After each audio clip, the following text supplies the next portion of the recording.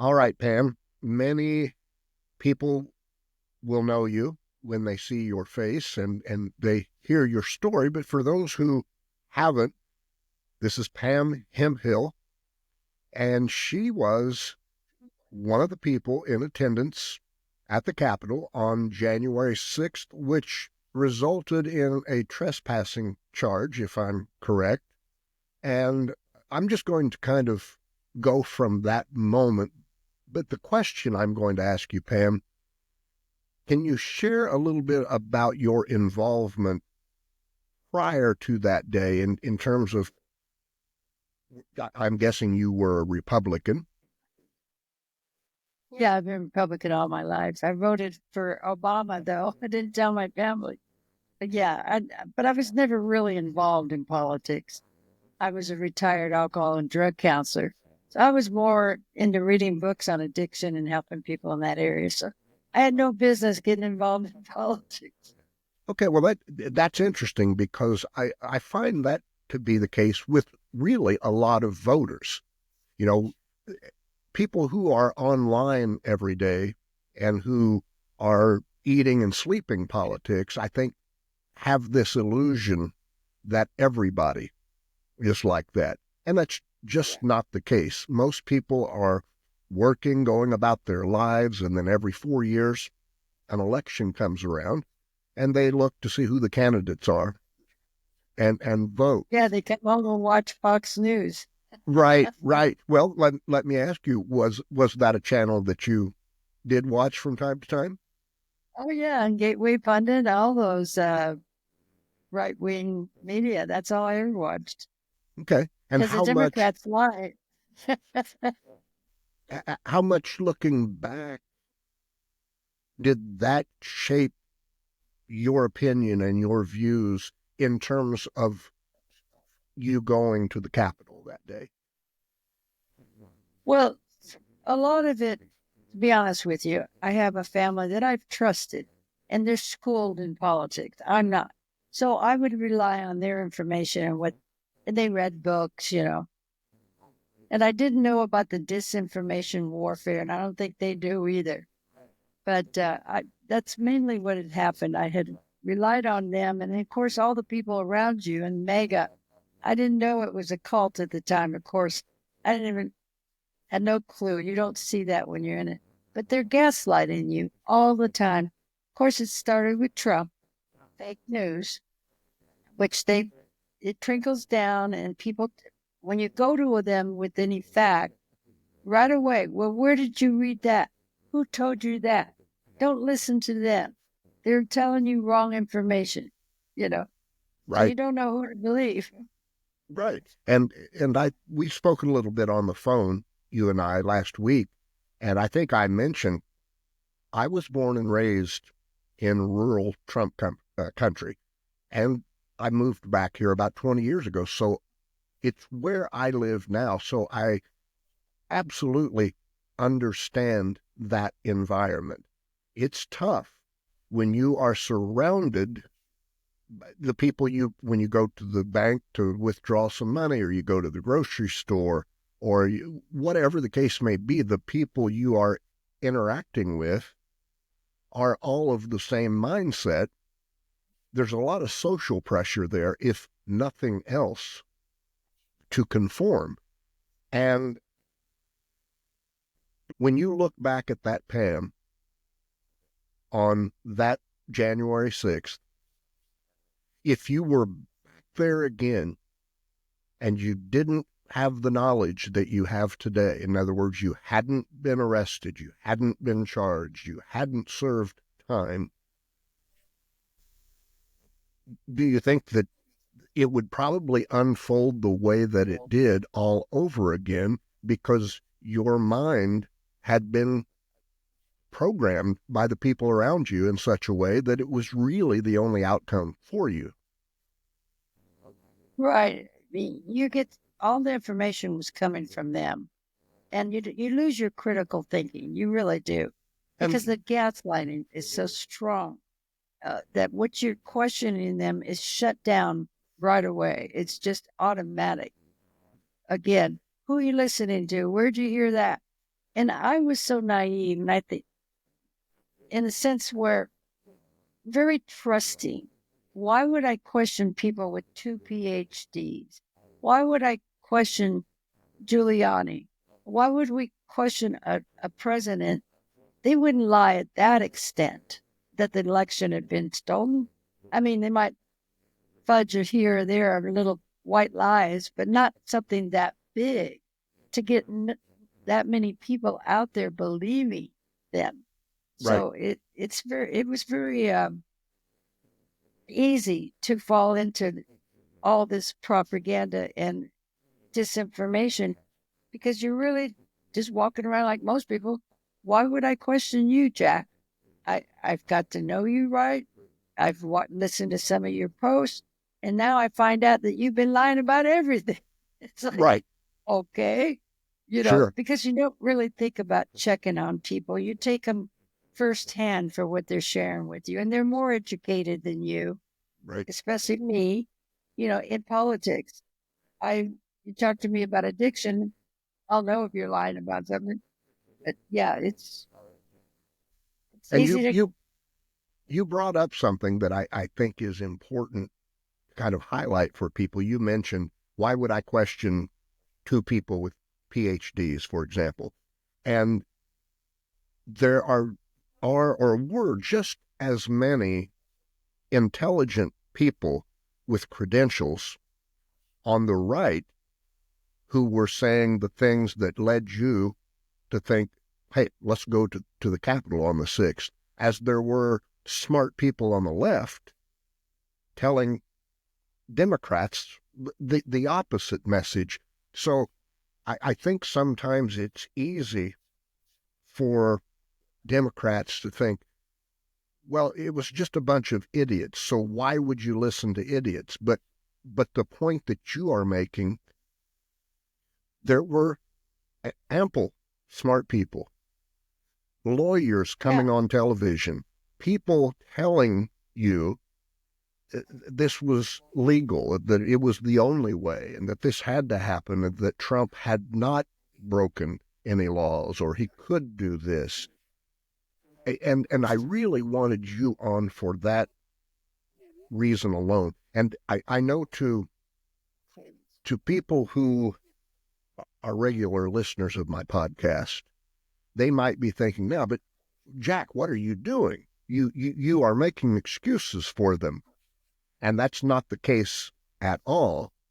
I just want people to have a better understanding of how people like you were so easily led to this moment, and that not everybody who did this was some evil Simon Bar Sinister from Underdog, and working in an evil laboratory, that there were good, bill-paying Americans who trusted smart people and wound up making decisions that cost them.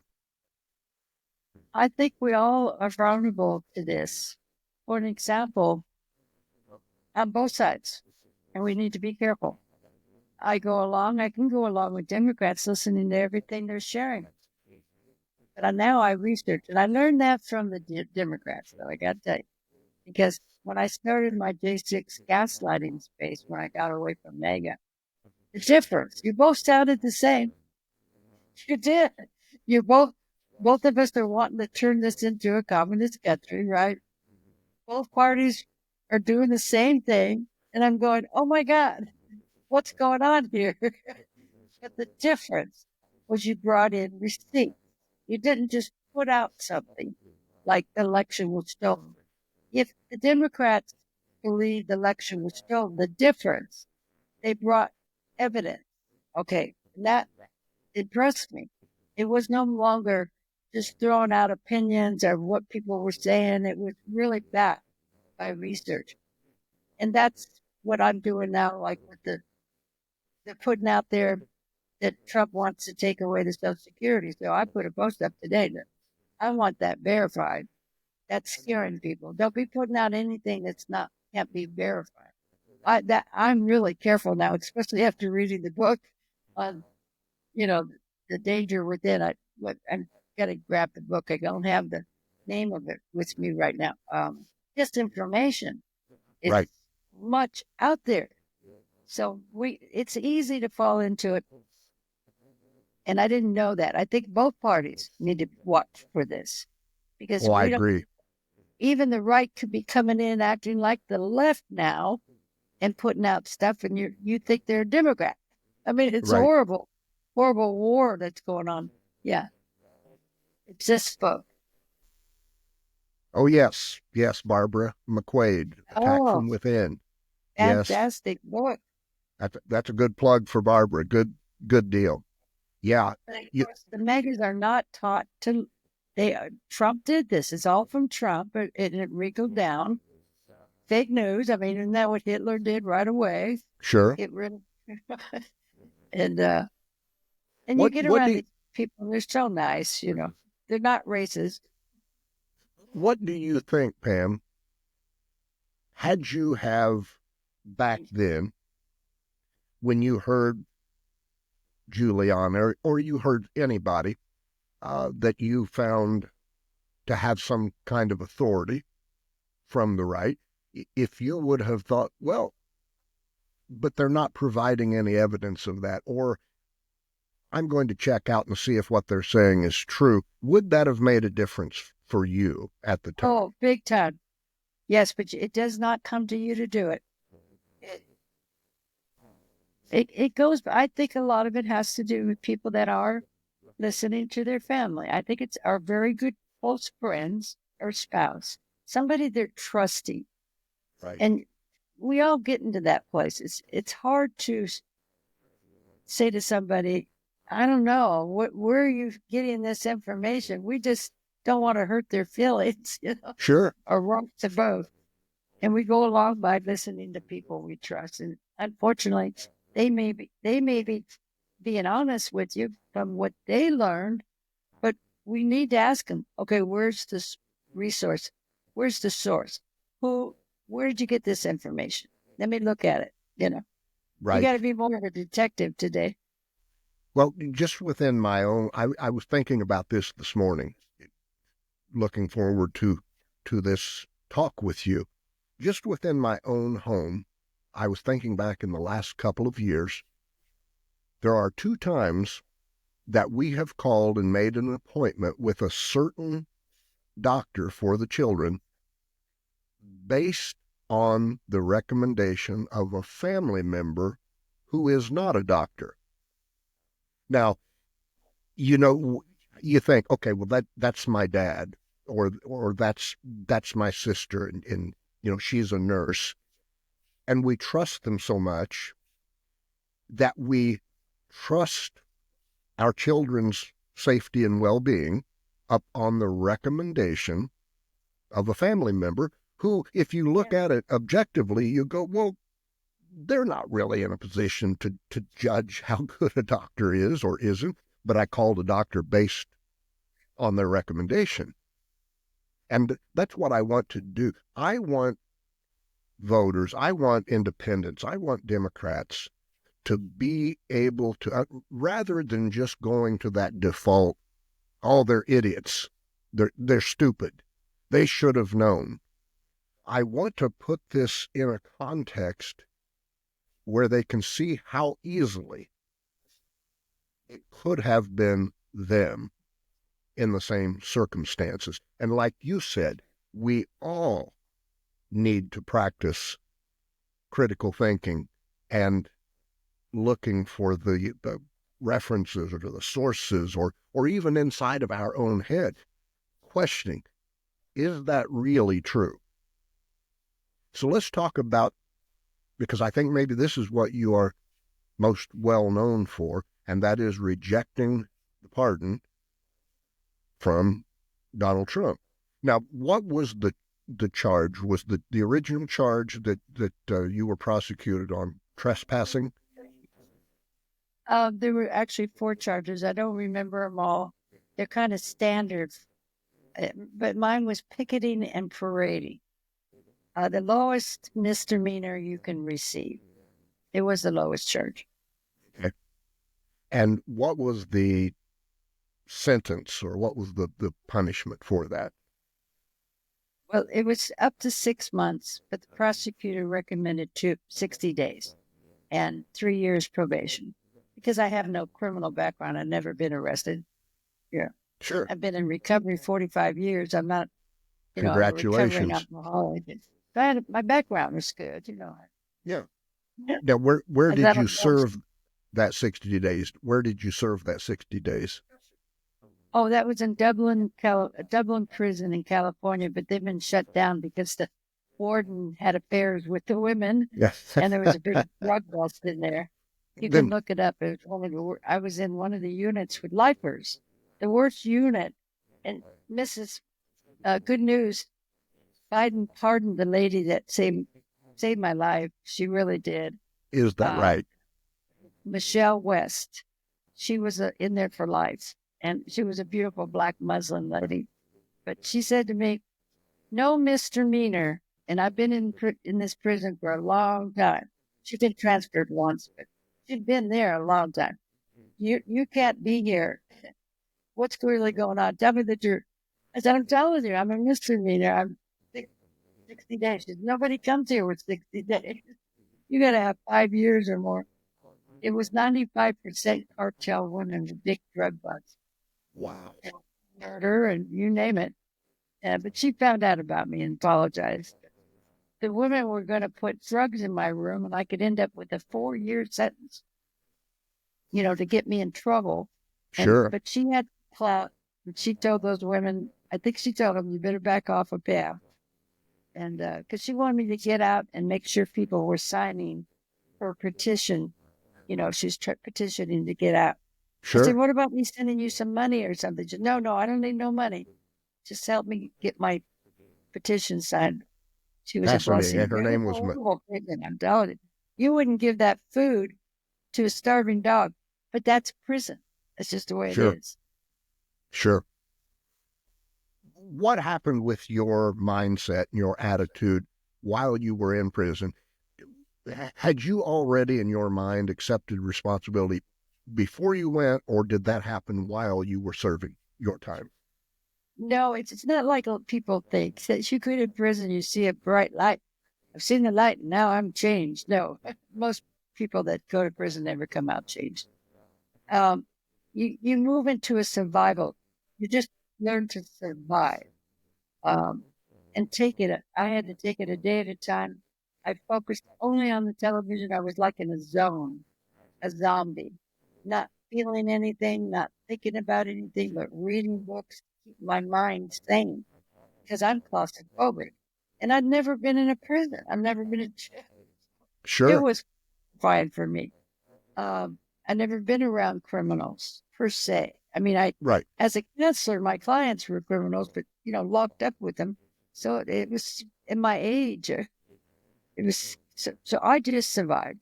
That's I didn't and did a lot of praying. Sure. So before you went to prison, though, had you already agreed in your mind, okay, I did it, and so I guess this is the punishment? Yes and no. I still had a piece of me hanging on as a victim. I didn't want to. I wouldn't have broke the law. I wouldn't have pushed barriers, and this is all true. But the victim thinking was still there. I wouldn't have went inside the Capitol, and I wasn't planning on it. See, you can hear it. When I share this, because there was 2 officers at the door, and I thought I'll get it on camera and ask them, "Do I have permission to go in?" Well, they shoved me in. Do you hear that little bit of victim there? However, the fact is, I had no business being there. I should have left once the barriers, the bike racks had been pushed. But no, Pam's got to stay videotape, So you tend to look at the things like the way they talk. They're holding on to still not taking full responsibility because it's very difficult to get to that place, to admit where you were wrong and get everybody else out of the way. Well, if Sure. the officer hadn't done this, or would they open the doors? No, they didn't open the doors. We know that. But they come up with something, and that's what I was doing. It wasn't until Ryan Samsel He's the one with the red cap, and Epps was whispering in his ear. Do you remember him? Yes. Okay, and he pushed the barriers and knocked down that female officer. When he was in jail, Gateway Pundit put out an article that he lost his whole eyeball. The whole thing had been taken out. So I knew his girlfriend. Everybody had been calling me at that time. I got a hold of her and his lawyers, found out it wasn't true. That's what my white light was. The facts that this man actually had lied and made over $40,000 on his gifts that would go that day. And I take this information to my MAGA ex-base, tell them what happened, what I've learned, and they yelled at me and said, I don't know who you've been listening to. His girlfriend's not telling you the truth. And then I brought another fact, and the same thing happened. And finally, they got rid of me and started a smear campaign. Pam, you're against us. You're not listening to the truth. What's happening with you? And they started calling me a bed and all kinds of things. But I don't know where I was going with this, but that was like when you find out the facts yourself, and it can't be denied that he had lied, and then you find out all of them are lying, little by little, everyone. When I started my J6 gaslighting space, the sedition hunters came in with receipts. I said, "Oh my God, I've been listening to all this stuff, believing in that the government had been against us that day." I'm laughing now, but it's so real when you're in it. Right. But even now, though, you present them with facts. They're not facts, and they don't want to hear it. What's been the response to you, for example, refusing the pardon and showing that symbol of, I reject this. I'm not a part of this anymore. What's been the response? Do you fear for your safety? Well, I've had a lot of smear campaign going on. I've been pushing back for a year and a half. So I've been kind of used to it. Oh, yeah. Some say, well, you don't deserve one anyway. I hope they put you back in prison. Sure. And, I've gotten a hold of the office. It's called the Office of the Pardon Attorney. We've texted them. We've written them. We've called them. Nothing. But Senator Rush, Risch, he's a Republican here in Idaho.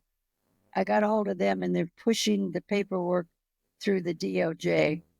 See what happens. I haven't heard anything back because I have a legal right to refuse pardon.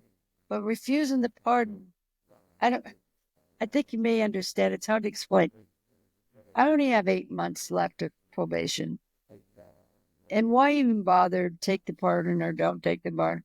Because for me, the judge gave me 2 months and 3 years prison. I pleaded guilty because I was guilty. I need to finish my sentence. For me, no, not for media or everybody else out there. Yes. This is for me to feel like I made my amends for ever being there that day. And it's important to me. I hope that I can do this. I'm praying I can do this. Get back on probation. I'm a little afraid though, Jack, because they might give me a PO.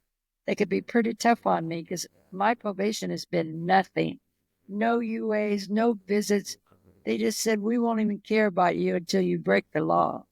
The only thing is, I can't leave the state without permission, but they gave me permission when I needed to leave the state once. I don't carry a gun and never have my whole life. I don't use alcohol and drugs, and I don't break the law. Speeding ticket. Sure. So being on probation is, but they can make it rough for me if they wanted to. They could have you do UAs every day, see you every day without announcement. So I'm a little worried, but you know what? That'd be okay. It would still be okay. I don't want anything to do with Trump. And they're trying to rewrite history. That January 6th was a peaceful protest. I was there. It was not peaceful. Jack, I kept trying to put out my video. See, I'm on the other side of the Capitol. I didn't even know the riot was going on the other side. I didn't even know there was another side. I didn't even know the transfer of power was going on. I didn't know. It's embarrassing to share that. I should have been well. I'm glad that you are, because, and that's one thing I admire about you. When we don't know something, our impulse is kind of keep that to ourselves. We don't want to look dumb. But there are so many people who, in so many areas of life, who are in that same situation, who make a decision that works out poorly based on some simple things that they didn't know, they weren't aware of. And so for you to say, I didn't even know about the transfer of power thing. I was just there to do my thing because the people that I was associating with said, we're going to the Capitol. Is that kind of how that played out for you? I'm sorry, I could have missed the last. Is that kind of how it worked for you, that you didn't go because you were so caught up in the specifics of what was happening? You went because basically the MAGA people you were hanging around with said, this is wrong. He won that damn election. Let's go to the Capitol.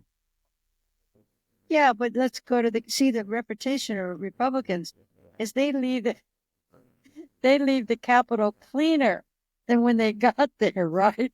They Right. are people of law and order. No way. I had just had surgery. I had stitches. Was I going to go anywhere that I thought? And of course, my family, they would never put me in harm's way. They're the ones that gave me the gift to go there.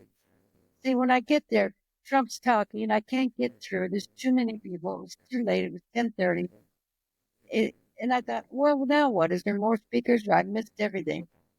And then they're talking about Trump is going to go to the Capitol. I thought, why is he going to go to the Capitol?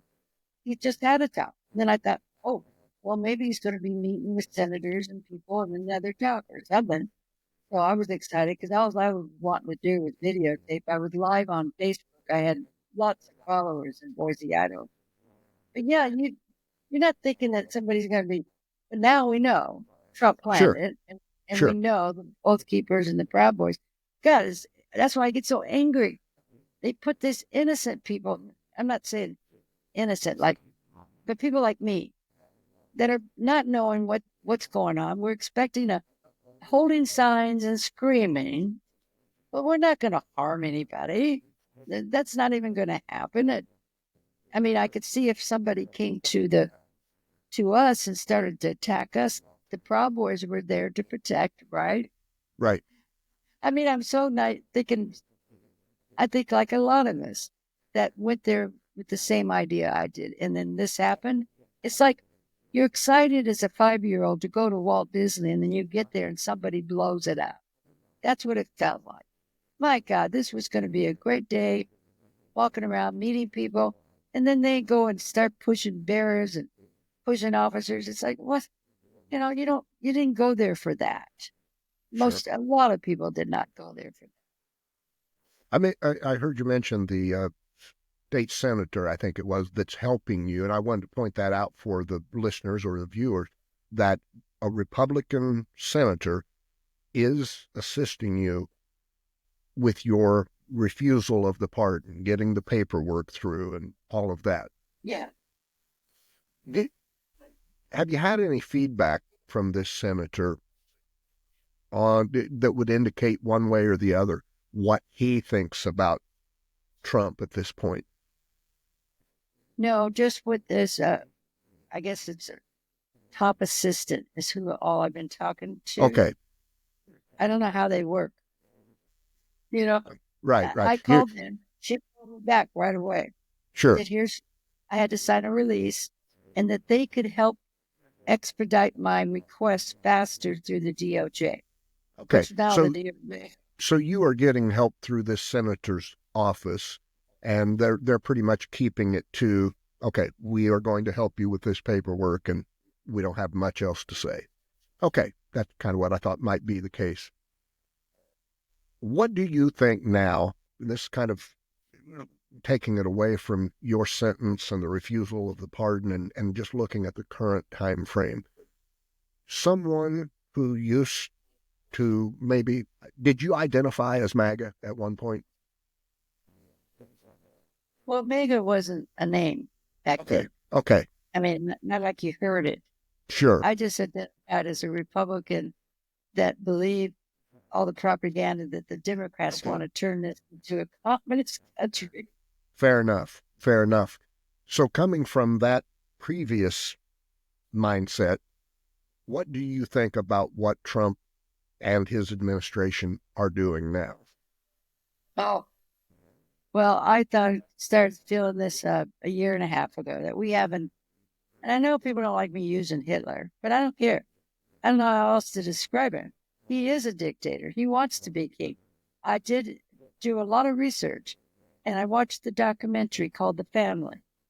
And they started the first prayer breakfast in 1953. Are you familiar with that? I am. I've watched that. It's fascinating. Oh, that's scary. Now I know. They finally got their wolf king, huh? Trump. Right. Very Right. dangerous. And then, of course, where's that other book that I read? The Dangerous Case of Trump. It's taken a lot of research.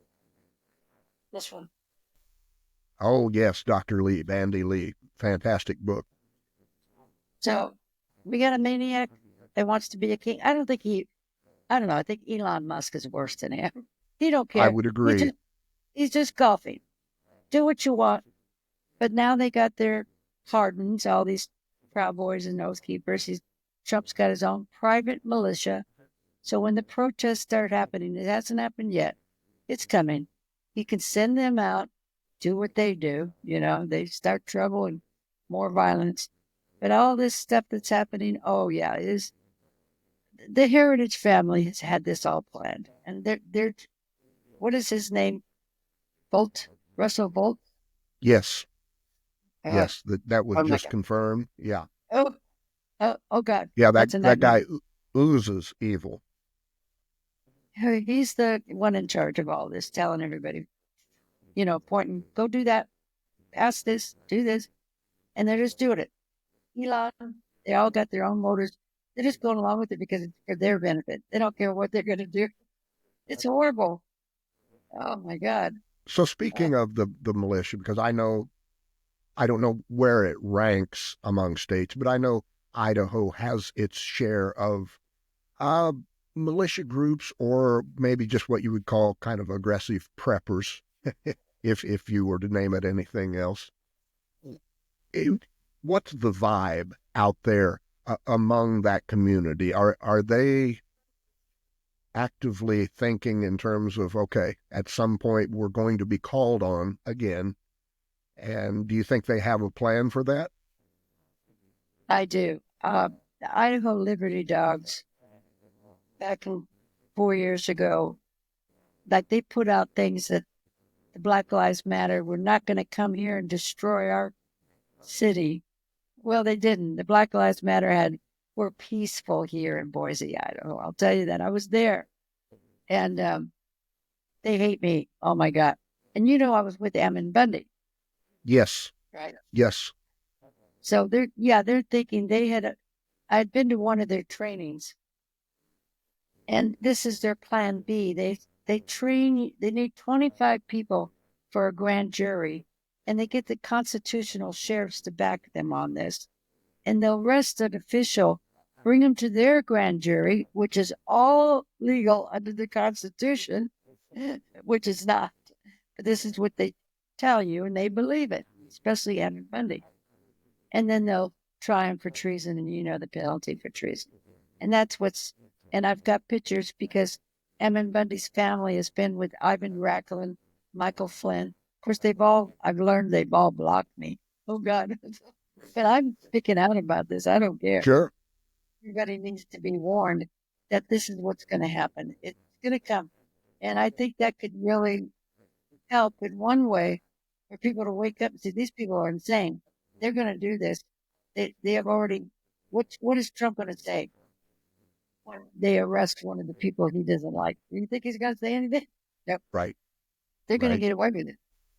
You just said something that I've been really pounding home the last couple of weeks, and that is, I think there is a distinct possibility at some point for aggressive pushback from the Republican Party, but it's going to take a lot of pain for the voters in the Republican Party first.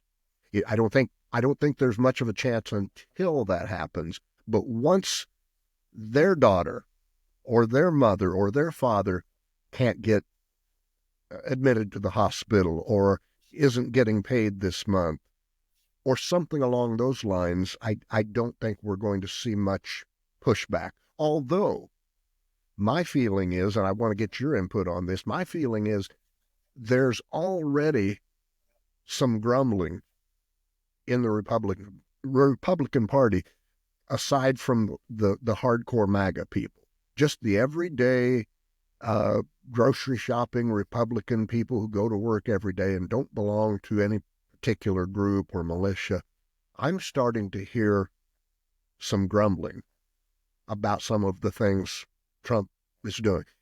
Have you experienced any of that? No, I haven't. But, I read Heather Cox Richardson's book, and she says in the past, in the history, the Republicans were where they are now, but they did turn around. So let's hope. You're right. Once it affects them personally, just like an alcoholic that I've worked with, till they hit a bottom themselves, and it's really affected them so bad, are they able to wake up? And that's what's going to have to happen.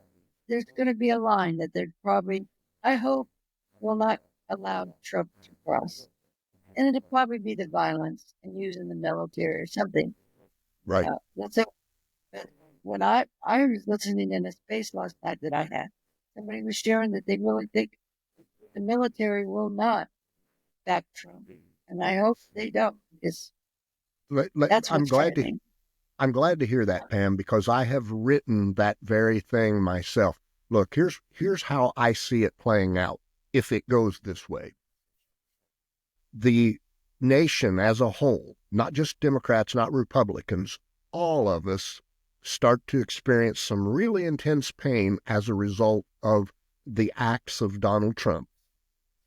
And military members start to get these stories of their own sisters, brothers, grandfather, grandmother, cousins, uncles, aunts experiencing these horrible, upsetting encounters in life because of these mindless changes that Trump and company are enacting. That's not a military, in my opinion. That's not a military that is going to follow orders from Trump to get aggressive with U.S. citizens. I think that is the point at which they say, no, no. Right. We've They made seen, an oath to the Constitution, not to one person. right. And I say that as a former member of the armed forces, and I speak to a lot of fellow veterans. Not all of them, but many of them agree that when push comes to shove, the military will hold the line for the U.S. Constitution and American citizens, and not a king or a dictator. Pam, let me ask you this. I can't help but think your experience and all of the years of engagement as a drug and alcohol counselor had to have proven very effective for you personally, especially in this transition with getting charged and serving time and now rejecting the pardon, because the central core of what I hear in everything that you've experienced is that you took responsibility. And that's such a big part of the alcohol and drug recovery, is it not? Yes, step 10, when you're wrong, properly admit it. But I don't properly admit anything. But yeah, getting honest with yourself is the first step to any recovery. Without that, no matter how many people are honest with you, until you've got to accept that yourself. Yeah, I'm an alcoholic. Yeah, I have a problem. Yes, I'm MAGA. Yes, I've been listening to this disinformation, and I should have been researching, doing my own critical thinking. Until you can get to that place, I'm not going to be able to help you. I can give you all the facts you want. And what do they do with that anyway right now? Oh, I don't want to hear that. Oh, that's not true. So The denial is so deep. But yeah, my sobriety is number one. And you want to sleep at night, and I got to meet my maker one day. There was that little piece, that something in you that don't feel right when you're talking about January 6th back then. Yeah, I didn't want to push barriers. Yeah, I didn't want to go in. This little victim. Why did they give me 2 months prison? I never broke the law before. This little Sure. victim dialogue I had going on. But see, when I went to see my therapist, that's what happened too. That was right after Ryan Sampson. He said, Miss Hemphill, and I knew him for a long time because I still have issues with PTSD with my childhood abuse. It's another horrifying story. But he said, Miss Hemphill, look at me. You were not a victim. You were a volunteer that day. And I thought, see, you got to trust the person that's being confronted with you. And I trusted him. But I left that night thinking, I'm never going to go back to talk to him again. Come on, I'm not a criminal. I didn't mean to do anything wrong. But Sure. he was right.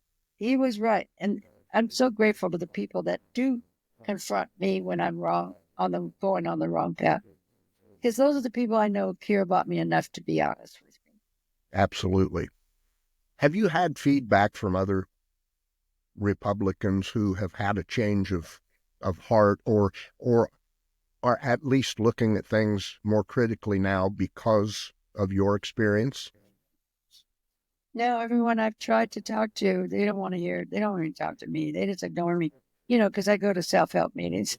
And sometimes they wear their Trump hat just to get even with me.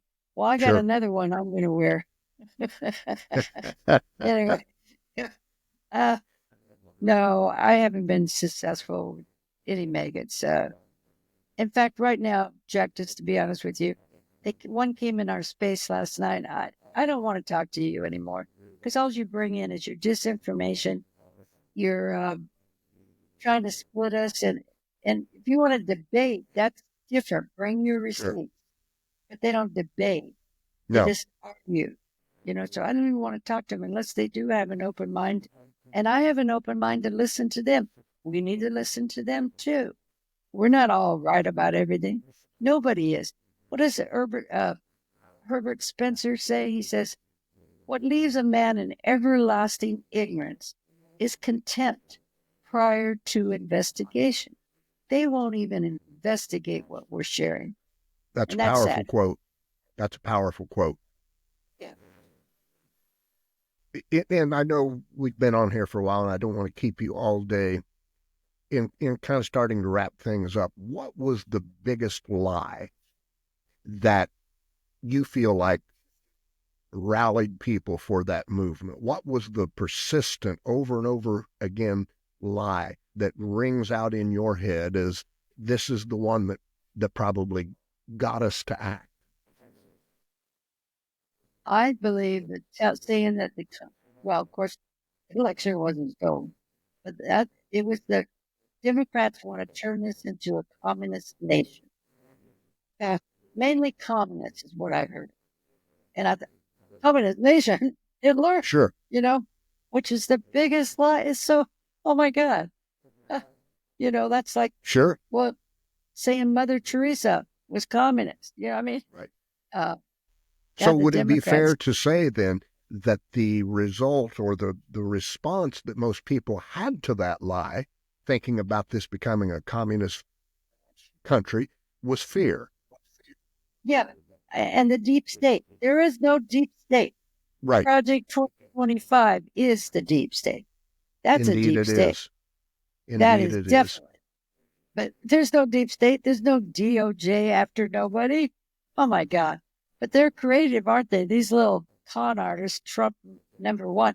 That's what he said. He says, they're coming after me, but they're really coming after you, Pam.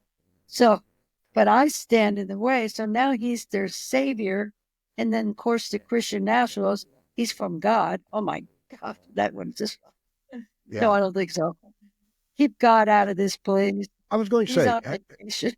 I heard you mention a few questions back. You said, one day I'm going to meet my maker. Okay, so I take it that you have some sort of faith. Right.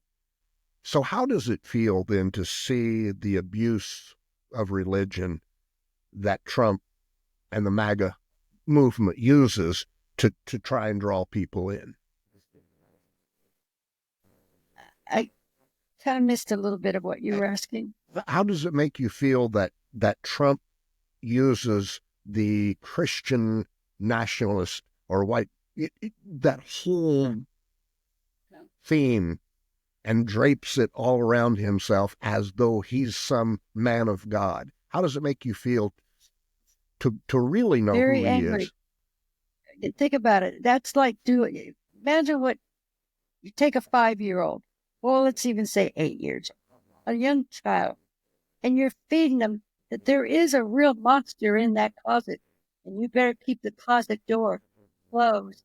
And the kid gets all scared and he doesn't even want to go in his bedroom. This is the same thing.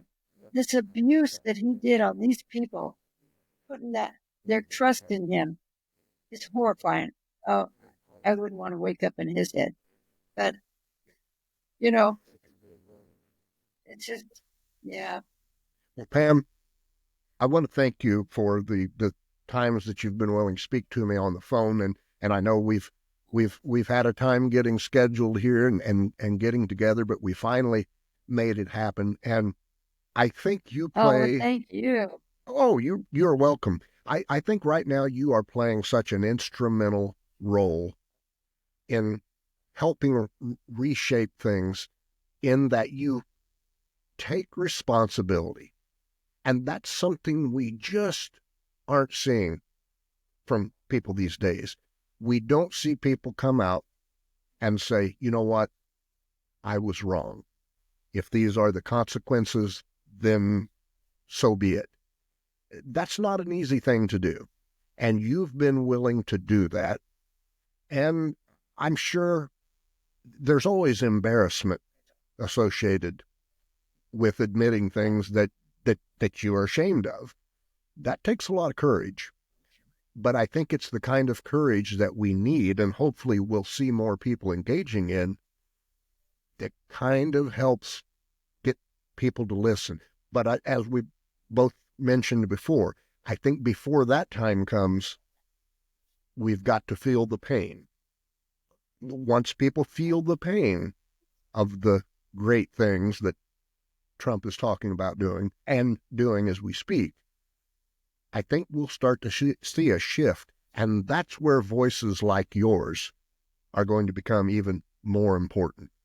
People saying, you know what, I was there, but I'm out now, and I'm in a better place. And so for that, I thank you, Pam. Oh, thank you too. Yes. What a, I don't know how to say it sometimes, but the peace I have now, it's like a big weight off my back when you get honest with yourself. Don't have to be honest with anybody else. It doesn't matter. But when you're honest and say, yeah, I was a volunteer that day, it's like I don't know how to explain it. It's like you're breathing again. It's such a great relief because we all make mistakes. Every one of us. There is not one righteous, not one. We all Sure. mistakes, and owning up to them is how are we going to improve or get better if we just stay in denial and keep lying to ourselves and then everybody. What for? People know Right. that we're full of it. Sure. And I think Anyway, the answer to this question is obvious for most people, but how do you feel about the violent criminals being pardoned? oh, it's horrifying. That no, that yeah. I did a video because everybody was saying, well, he may not release them. No. You don't know Trump. No, that's his message, that the DOJ is weaponized against him and the J6ers. How could he keep them in there? Because, see, they didn't hit the officers. Remember, this is the propaganda. The Right. officers provoked them, so their stories are lies. And he had to pardon them. Otherwise, his narrative would have been crumbled. Oh, Trump, you didn't pardon now everybody, so how can the DOJ be weaponized? against the J6ers. And that's a So that was just fantastic point. it was for his good, not for the J6ers. That's a fantastic point, Pam, and I think it's one of those things that's kind of the elusive obvious. Yes, if he did not pardon everyone, then his whole narrative of the DOJ was weaponized would fall apart. That's pretty keen observation. You're spot on with that. But we all think that Trump's like us. That's the mistake. He's a dangerous narcissist. He's not like us. He's not going to think about what's right for the country. He's not you and me. Right. He's a dangerous, another Hitler that's coming here for his own motives. Power is an addiction for him right now, but he needs money to have the power. He don't care about the money. He cares about that control because he had none growing up. And so try to quit thinking that, well, Trump is like me. No, he's not. He's not like you. He's a very dangerous man. And I don't know if you've been asked this question or not. What are your political views now? Well, I voted for Harris. Okay. I'm a Democrat now. I registered as a Democrat. I should have always been a Democrat. Being raised with Republicans, you're told back then too. What believe me, lies. But I liked Obama. But yeah, was a Republican most of my life. I'm a Democrat, and I'm in all the way with the Democrats. I too have been a Republican most of my life. However, I voted for Obama in 2008, so I didn't fit that typical mold of somebody who just, no matter what, you vote Republican. I've always been kind of a rebel in that sense, and I think you probably have too, a little bit. And you like to think for yourself. But here's the point that's so important. Even people who like to think for themselves, like you and I, can get swept up so easily in letting somebody else take over with the thinking. And then we do something that's not characteristic of us, and we're going, how in the hell did that happen? So yeah, that's why it's important to sit back and think things all the way through. Do your own research. Be honest with you. Okay, I love what Jack is sharing with me. He's telling me I should vote for this representative. But how do I feel about this representative first? Right. And then, but sometimes we do need to trust other people's judgments because ours could be off. We don't have all the information. Yeah, we don't want to totally lose that trust. You know what I mean? Right. It's a balancing act, isn't it? Because, if I'm going to have heart surgery, I don't want to be second guessing my cardiologist. He's been to medical school. Right. He specializes in cardiothoracic surgery, not me. So yeah, there's a balance there. Pam, listen, I'm going to let you go, but as time goes on and some of Trump's decisions start impacting people, I might reach out to you again, and maybe we will discuss kind of what's going on at the time. But I cannot thank you enough for joining me today and helping me. I really appreciate you, Jack. I appreciate you too. I appreciate that. Thank you, Pam. Yeah, we enjoy what you put out there. Thank you so much. Well, I will talk to you again soon. Okay. Bye-bye. Thank you, Jeff.